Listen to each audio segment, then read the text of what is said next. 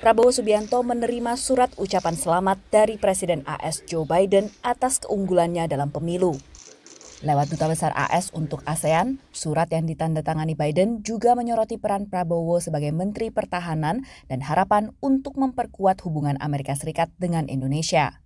Gedung Putih membenarkan surat ucapan selamat tersebut.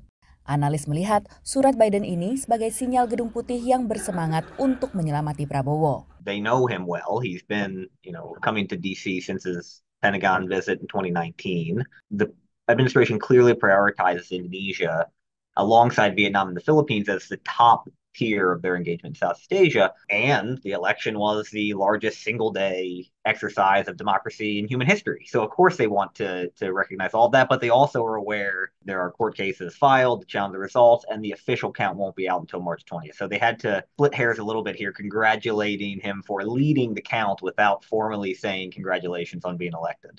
Sebelumnya, dalam dua kesempatan berbeda, Jubir Dewan Keamanan Nasional Gedung Putih menyampaikan hal serupa.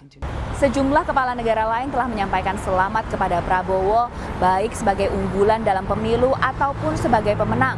Di antaranya, negara-negara tersebut adalah pesaing dari Amerika Serikat seperti Rusia dan Tiongkok, ataupun sekutu terdekat Amerika Serikat seperti Inggris dan juga Australia. Analis menilai relatif lambannya pemerintah Biden menyelamati Prabowo dikhawatirkan akan memperburuk sentimen negatif Indonesia terhadap AS. Permasalahan utamanya ada sentimen di Jakarta sekarang, terutama mengenai respon Amerika atau dukungan Amerika terhadap Israel mengenai perang di Gaza, dan juga hubungan yang tidak harmonis antara Amerika dan China.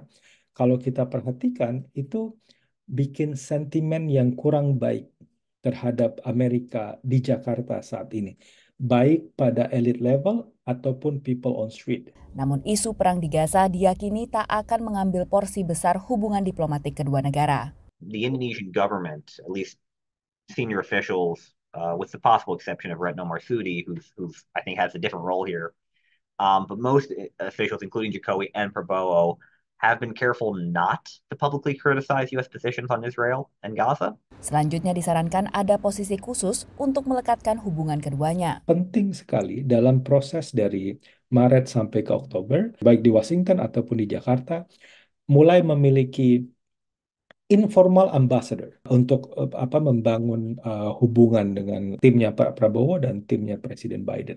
Analis sepakat, isu HAM takkan banyak menjadi ganjalan dalam hubungan kedua negara, mengingat Presiden terpilih hasil Pilpres memang telah menjadi pilihan rakyat bersangkutan. Dari Washington DC, Virginia Gunawan, VOA.